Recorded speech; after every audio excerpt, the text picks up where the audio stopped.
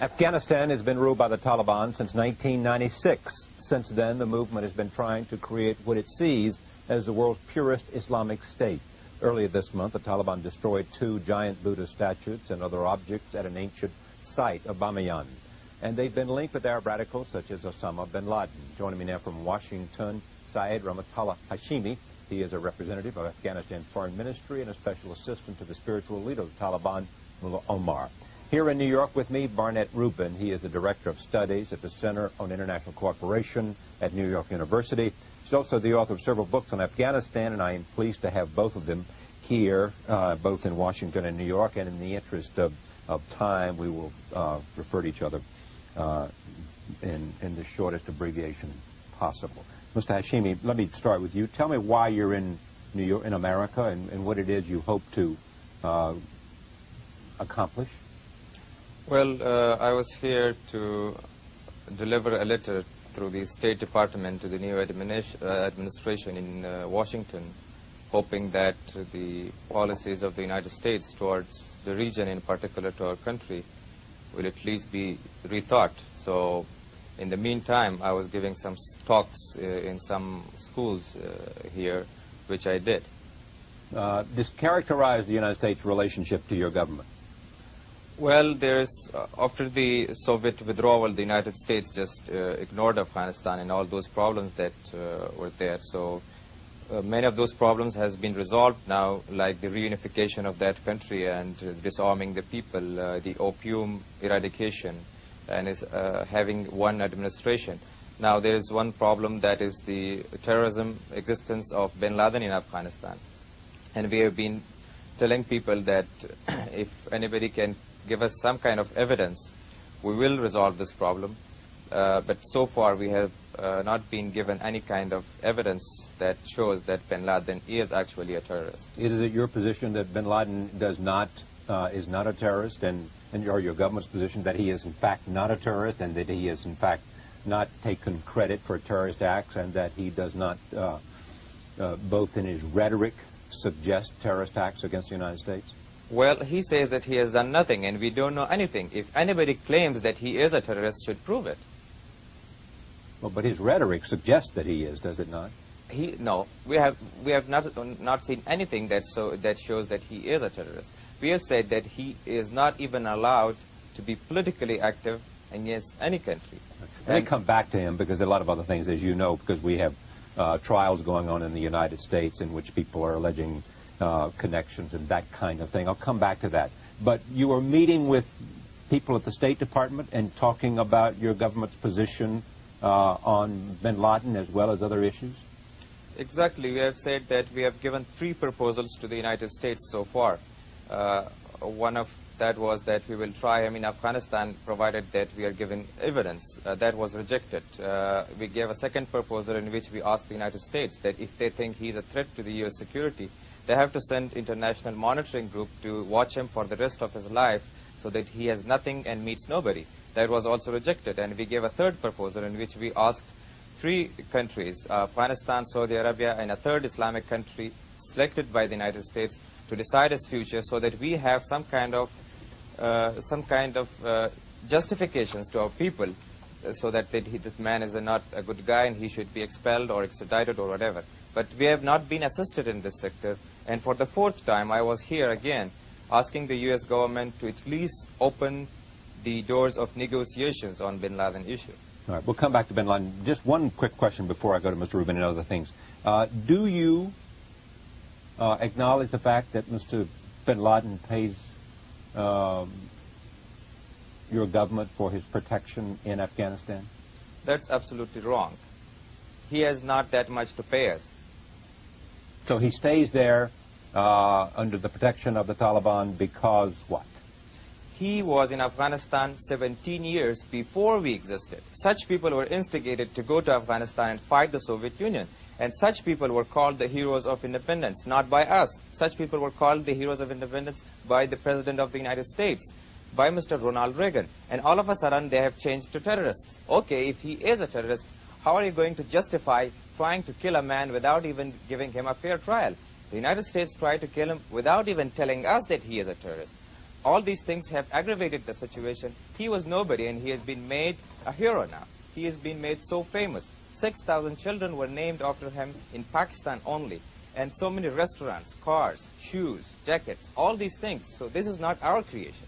All right, we still have not yet come to the issue of the Buddhist statue, and I'll do that after giving Mr. Rubin a chance to talk about the things that we have been speaking about so far. Tell me how you see this and what the United States position is likely to be, and whether Hashimi will meet any success with his audience at the State Department. Well, I think this discussion exemplifies the problem with U.S. policy toward Afghanistan, which is that for several years we have not really had a policy toward Afghanistan. We have had a policy toward Osama bin Laden because Osama bin Laden is a person and a symbol of a phenomenon that United States thinks is a direct threat to it because of the bombings in Africa, because of other activities of which he is accused. I don't have access to that secret information that shows that he is a terrorist. There's a trial going on here. But I think the important point is, what is the context in which this is taking place? And the context is a country that the major world powers have spent billions and billions of dollars to destroy for over 20 years.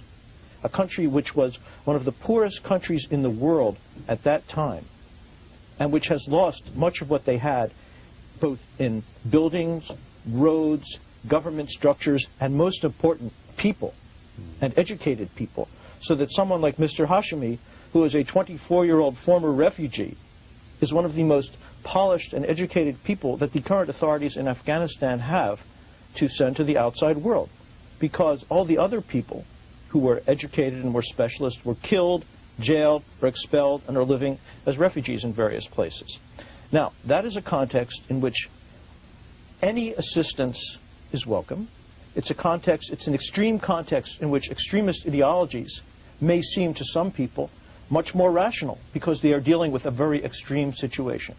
And if someone comes to them and fights on their side and is willing to assist them, and they are not getting what they see as significant assistance from other people, the people who helped them destroy the country as part of their civil war, then they will welcome that person. That is what is now happening. The Taliban's original agenda was not to support international terrorism. Now I believe the Taliban as an organization is allied with people who are guilty of international terrorism. People who, as Mr. Hashimi correctly says, were originally recruited to come by the U.S., Saudi Arabia, and Pakistan to fight in that war, were given that training and supported to do that. Now they have turned against us, we have turned against them. But we are having a dialogue of the deaf about this subject, in which I'm not supporting the Taliban's position, but we are not addressing the major problem, which is the destruction of that country, the death of millions of its people, the huge drought which is making hundreds of thousands of people into displaced people. And if we did address those, that would change the terms of the discussion. I'll come back. I'm going to have to come back to Osama bin Laden in just a moment. But what are what we should be addressing is what the American government's policy is with respect to Afghanistan, and whether it can send aid because of the drought and the destruction. I assume you're talking about is what? I assume you're talking about the destruction of the Buddhist statue, or you're talking about the destruction of something else? I'm talking about the destruction of virtually everything that was of value in Afghanistan over the past 20 years. Are you talking about destruction by the war, the war with the Russians and the war and the Civil War, and what are you talking about? That's right. The war with the Soviets, the civil war among the various groups, the criminal activities, culminating in this criminal destruction of world heritage that just took place. But if you drive around Afghanistan, all the roads are destroyed to the point that there are small children standing by the roads who should be in school, picking up dirt with their bare hands and throwing it on the huge potholes, which are bigger than the paved parts, in the hope that a passing trucker, who is probably a smuggler of some kind, because no one else has the money to drive trucks, will give them a little money, maybe the equivalent of 1 cent or 5 cents, in return for throwing this dirt on the road. And mostly they don't get that.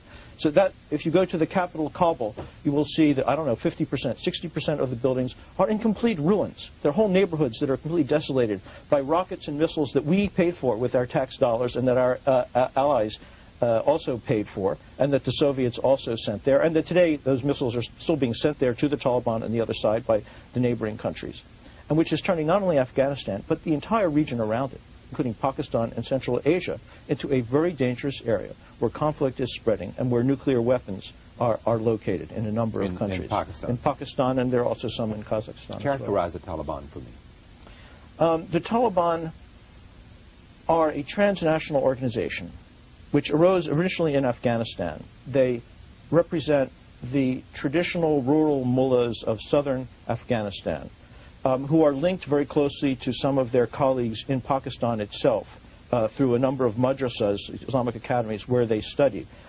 This is a social group that every government in Afghanistan for the last 100 years tried to marginalize and put out of power.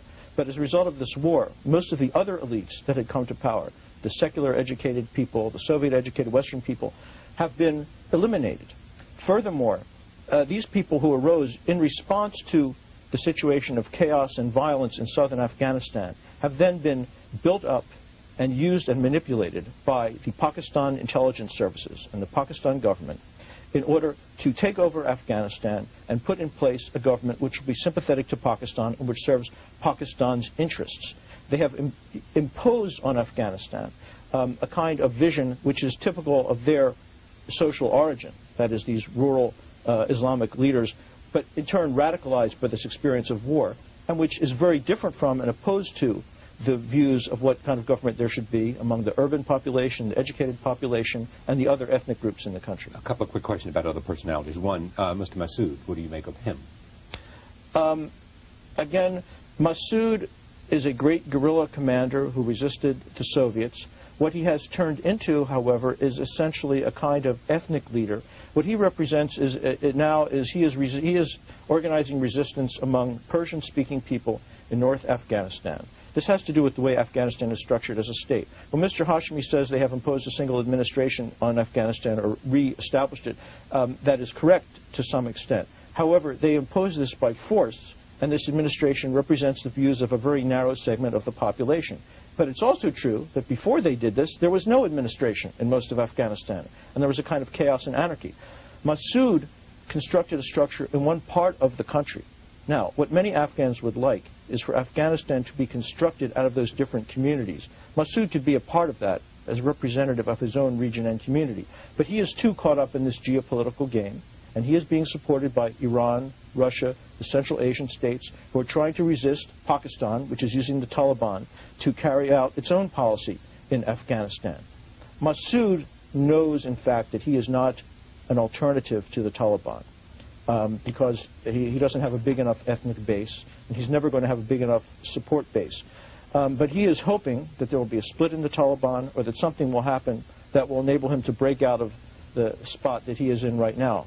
But before I go back to Mr. Hashimi, do you have any doubt that Osama bin Laden is a terrorist? No. You don't? No. It's clear to you? Yes. Why isn't it clear to Mr. Hashimi? Well, he should speak for himself, but although I could respond. You could what?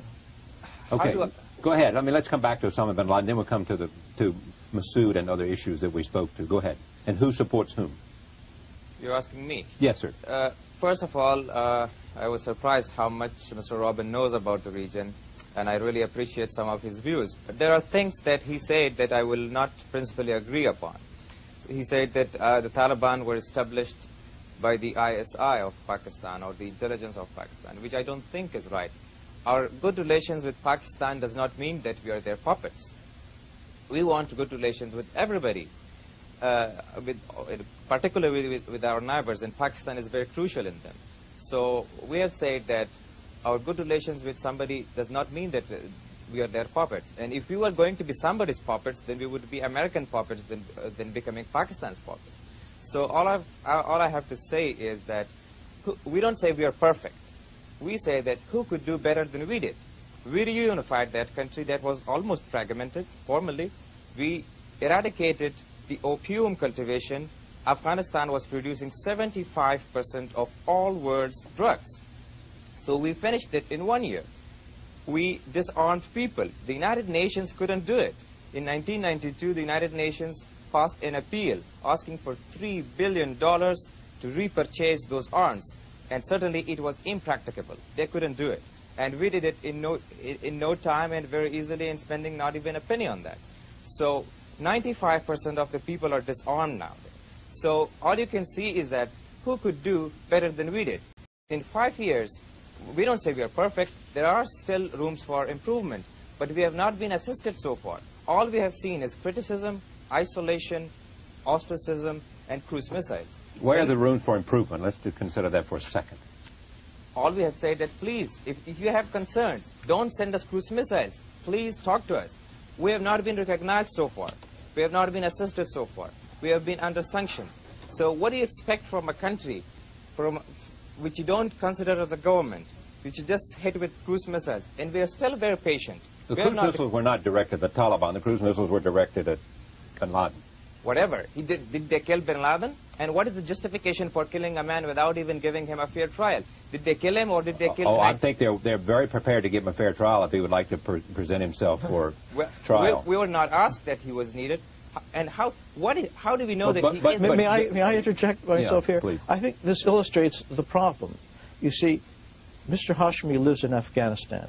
His primary concern is not protecting U.S. embassies and U.S. destroyers. Now, of course, I don't agree with him, and I don't agree with the policies of the Taliban.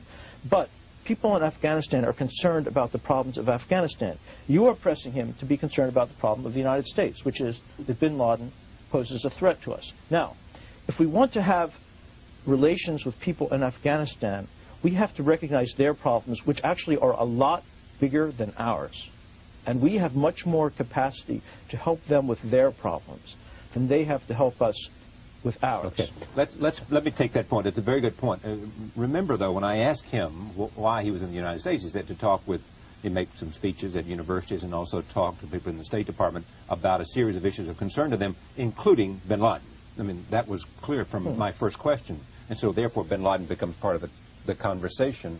And I assume he's asking for evidence, and the United States is prepared to tell you why they think he is, in fact, a terrorist. Moving beyond that, though, what is it you want the government to do other than not to send over cruise missiles or whatever else, those issues that you laid? What is it, what would have been an appropriate response for you from the United States about Taliban problems?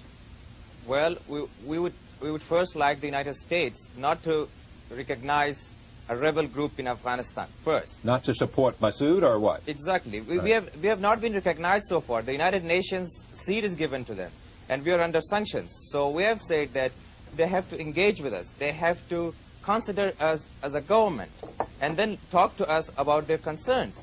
We are humans. We will understand the problems, and we cannot be dictated. We cannot bargain on our independence. We have said, okay, if anybody is found guilty of killing civilians, we will punish him, and in our constitution, anybody found guilty of killing civilians will face capital punishment. So could you please help us and give us some sort of assistance, some sort of evidence that could lead to bin Laden's involvement in those activities? Mr. Rubin may think this is silly, but let me just bear with me 1 second.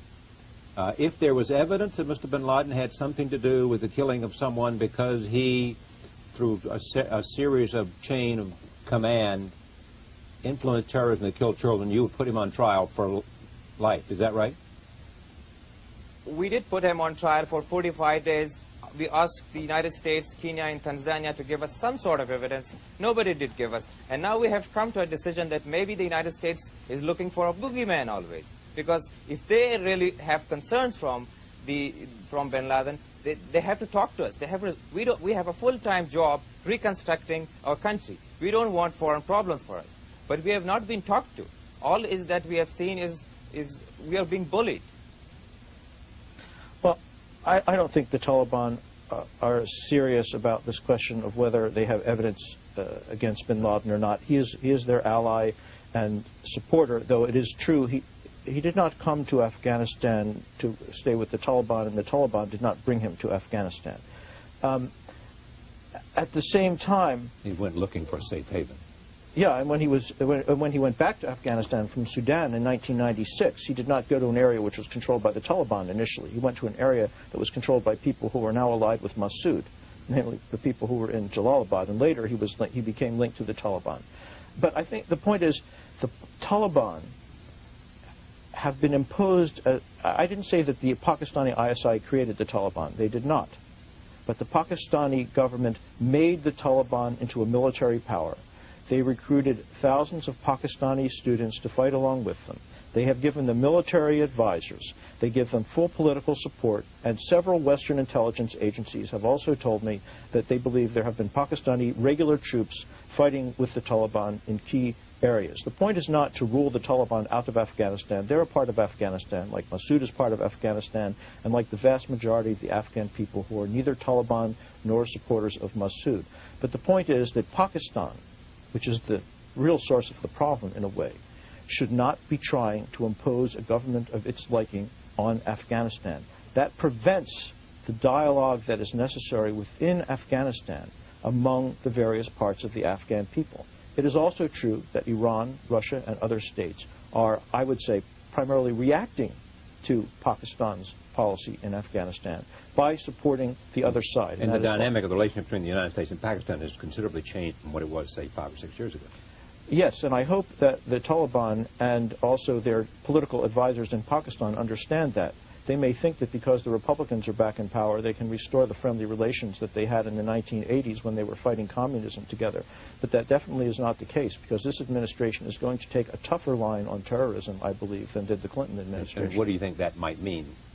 How will that manifest itself, that toughness? Well, I think it means that we are much less likely to consider various policies that I think would be much more helpful, which is to say seriously engaging not just with the Taliban, but with other Afghan forces as well, but also with the Taliban, without recognizing them as a government, over the issues of the drought, of the need for reconstruction, of the need for them to have friendly relations with all the countries around there, and to work with other donor countries to put some serious money on the table, not to give it unconditionally when very important conditions haven't been met, both about terrorism and also about the equality of women, but to show that there is a serious willingness to address the real problems of Afghanistan.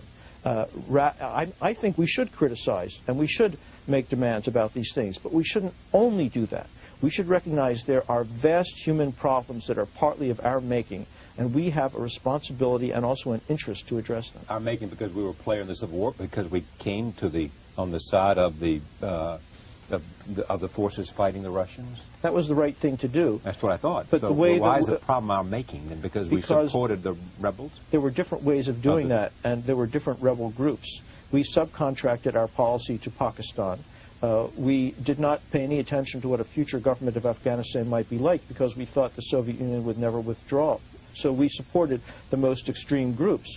We also created this fragmentation that Mr. Hashmi spoke about by giving these weapons not just to 7 different parties, but to anyone who came and asked for weapons and said they were fighting the Soviet Union. So you had a huge spread of criminality, of smuggling, of killing, of theft. So we made it almost impossible.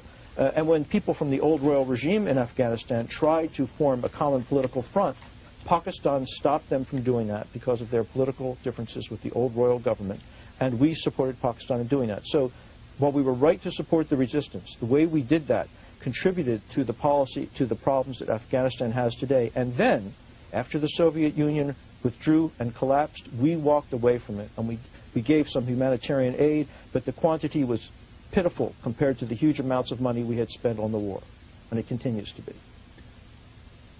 Mr. Hashmi, do you think, explain to us and to this audience why it was necessary to change the policy of the Taliban and destroy the Buddhist statues?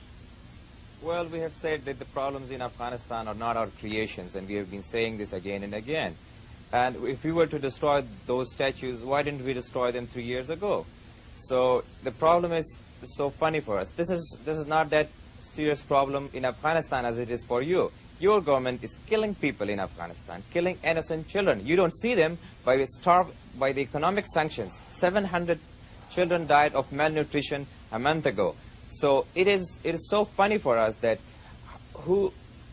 if a country is destroying our future with economic sanctions, so how do they worry about our heritage? Look, first, the sanctions against Afghanistan, some of which I don't support, are not economic sanctions. There is no trade sanction against Afghanistan. There's a sanction against the airline, which I think is mistaken.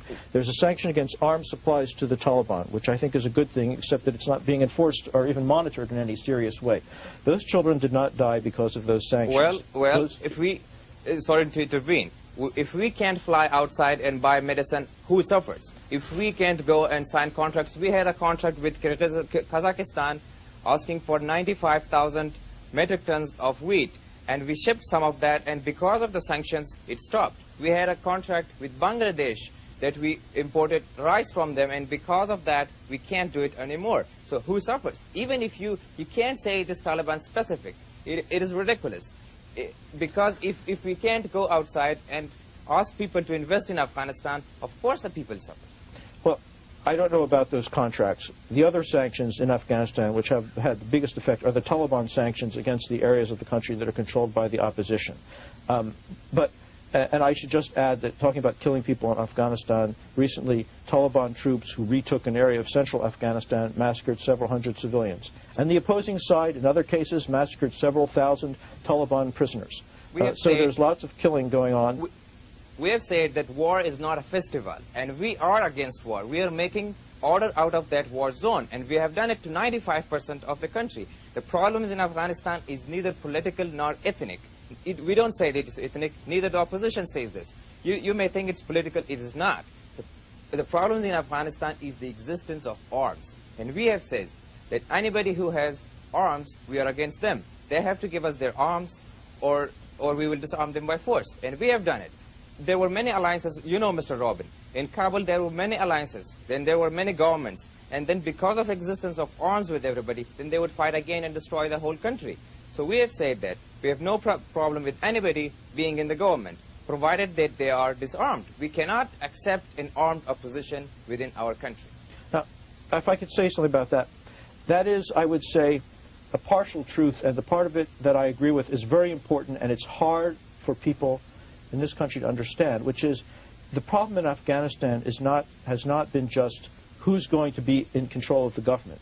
The problem in Afghanistan is that there was not any government. That is, the state collapsed, and all kinds of people had arms. So if someone was murdered, the only thing you could do was get some weapons yourself and try to kill the people who murdered the people in your family.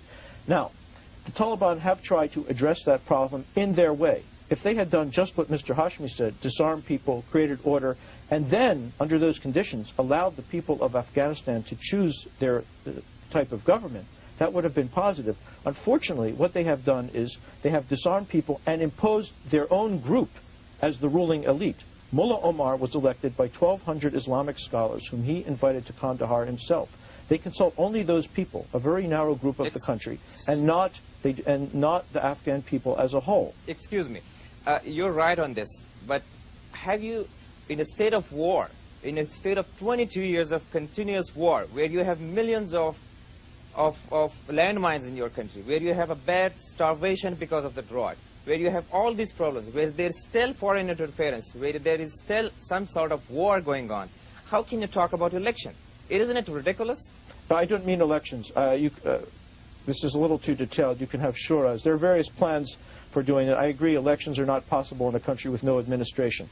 If I may say so, I think this illustrates that on the one hand, it is possible to have a serious discussion with some people in the Taliban.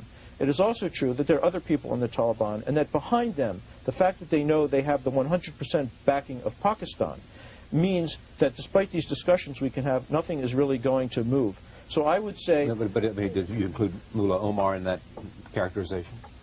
I don't know Mullah Omar, and I don't want to say anything personal about Mullah Omar. My impression of Mullah Omar is that he has recently sided with the more extreme elements of the Taliban, but I am not an authority on Mullah Omar and his personal views. But I think what is most relevant is that those most extreme elements within the Taliban who are dominating them, and there have been a number of reports about that recently, understand that they have the full military, political, and financial backing of Pakistan, and therefore they don't have an incentive to take this kind of discussion that we are having and carry it to a conclusion. Mr. Robin, the problems in Afghanistan is not because of lack of arms. The problems in Afghanistan is because of abundance of arms. We don't need arms. Don't say that Pakistan is giving us arms. They have a big problem with India. So for them it's impossible to support us with arms. Our good relations with Pakistan does not mean that they support us with military supports or whatever. So all these things, and you said that there are people who are accusing us that there are maybe Pakistani regulars in our side. Do you have any proof? Have anybody seen any Pakistani regulars so far in our front line? You will never find anything. All right. Let me. You want to respond to that because I want to move on to. Go ahead. Move on. Do I understand you to say that you destroyed the Buddhist statues because because of some external reason that you were offended by, or did you change your mind? Did Mullah Omar change his mind, seemingly having viewed the protection of the Buddhist statues at some point earlier, several years ago, and then changed his mind? Did he change his mind because of some external force or not? I was here in Los Angeles when this was going on. I called him and he said this is not his decision. This is the decision of the Council of Scholars. And the Council of Scholars had decided it when they were frustrated by a group of foreigners who wanted to repair these statues or something like that. They said, please help the children who are starving, who are dying of malnutrition. We don't need the statues at this time. The statues is not a serious problem for them. For them, their children is much more important than the statues. Okay, but let me stop you right there, because it's my understanding that not only a lot of cultural figures in the Western world, for the lack of a better definition, also the Secretary General of the United Nations, all appealed to you not to do that. My guess is that you could have gotten some money from foreign elements for starving children, if that was the issue, in order to protect the statue, to remove the statues, or something like that, other than destroying them. When we talk, it seemed to me that the statues became a tool in a geopolitical struggle and had nothing to do with starving children. And when I talked to the Council of Scholars, he said that why are they worrying about her heritage when they're destroying our future? So it is ridiculous for them because you keep tying it to some sense. Why are they worried about a heritage when they're So it is funny for them because they're simply frustrated with all those things that they have seen. They say that if you don't care about our children and we are destroying their future with economic sanctions, why do you want to repair the statues? And they said that any statue in our, and we have not said that all the statues will be destroyed. Okay, these statues. All right. Let me just hit one. I know you want to jump in. Give me 1 second to go, and then I'll let you. But it seems to me you are saying that if, in your definition or the Council of Scholars' definition, you were not, quote, injuring or destroying children, you would not have destroyed the statues. Well, you don't let me to explain to you. What I say that if these statues were harmful, then in our religion we will not allow them. And I asked them, why is it harmful? Well, they said that if the money is going to the statues and not to our starving children, they are harmful. Well, obviously, this is not a rational explanation. Whatever. But I think it reveals something that's important. And that's what I want to come back to, which is that, of course, there's an Islamic principle against graven images. But in Muslim countries all over the world, they preserve their cultural heritage, nonetheless. Therefore, we shouldn't understand Taliban just as some kind of extremist religious ideology. It is a reaction to this very extreme situation. Now, it's totally irrational and criminal, in my view, to destroy statues because people are letting children die. And it's also true that the Taliban could have done a lot for those starving children, such as moving those families into the garrison in Herat, instead of leaving them out in the open where they died. But it's also true that the United Nations has issued an appeal, humanitarian appeal, for $254 million for Afghanistan this year. And so far, the nations of the world have subscribed to 8% of that appeal. 8%. 8%. So it's understandable that people in Afghanistan are very angry about this. It's not rational to destroy the world's cultural heritage out of your anger. Please let me explain it completely. What I say that are the lives of 2 children less important than these statues? How can you justify starving people when Afghanistan was your playground, you fought their war, and all of the problems in Afghanistan are the reflections of the world's policies, not our creation. So if you don't like the image in the mirror, please don't break the mirror. Break your face. So in Afghanistan, we have said it again and again, that the problems are not our creations. So how can you, I will give you an example. If you ask a pilot to go and blow a place, he will do it. But if you ask the same pilot to go and slaughter those people, he will not. You don't see that what you're doing. You are starving children, and they are dying every day. All you see is the 2 statues, which is not a serious problem for us. For us, our children are much important than this. And there are many things that you just pollute. What about the water in the world? You're polluting the water in the world, and that causes droughts in our country. You're polluting the air. What about that? You're destroying those old forests, thousands of years. What about that? Why aren't they getting so much media as these 2 statues? Look, whether or not they're right. It's not only foreigners who care about these statues. I know many Afghan people who are absolutely heartbroken, and among them are people who were defending the Taliban, who are stopped defending the Taliban now because they thought the Taliban would restore some kind of national unity, and now they feel the Taliban are acting against the national heritage of Afghanistan. At the same time, what he says is true. I find it very strange myself, having worked on this country for so many years, that with millions of people being killed, starvation, destruction of the city, finally the media attention comes when these very valuable, priceless cultural artifacts are destroyed by these extremists who are reacting to that extreme situation. It's wrong to say that all the problems of Afghanistan are the result of the actions of non-Afghans. They're the result of collaboration between Afghans and non-Afghans, and both the Afghans and the others are responsible. And the Taliban, claiming to be the government of the country, cannot avoid their responsibility for the welfare of the people, even though their resources are few. And they owe it to those people to try to meet the international community's concerns so that they can help those people more. And the fact that they destroyed those statues will, unfortunately, make it even more difficult to help those people. So you see, we are now caught in a kind of escalation of the 2 sides. And somehow we have to find a way to rebuild the country and help those people that he is talking about. And we waited for 2 weeks. Mullah Omar delayed these orders of scholars for 2 weeks in order to get some sort of counter edicts from other Islamic countries to resolve this problem. And nobody came there. Well, there were counter edicts from other Islamic countries. When they came there, and there's no excuse for those actions. You know, there is some explanation of it because Taliban did not come from Mars. They came out of this terrible, extreme situation. But still, there's no way to defend it. I think it is true, however, that there is an image in this country that they are just religious extremists without understanding the really terrible context in which they are acting, and in my opinion, also which they are making worse. But they're doing that in the conviction that they are making it better. I have to leave it there. Thank you very much, Mr. Shimi. Thank you very much for being with us. Thank you. Thank you, Ruben. Pleasure to have you here. We'll be right back. Stay with us. We have a conversation with Sebastian Unger, who went to Afghanistan and talked to Mr. Massoud, who we have referred to earlier in this part of the program.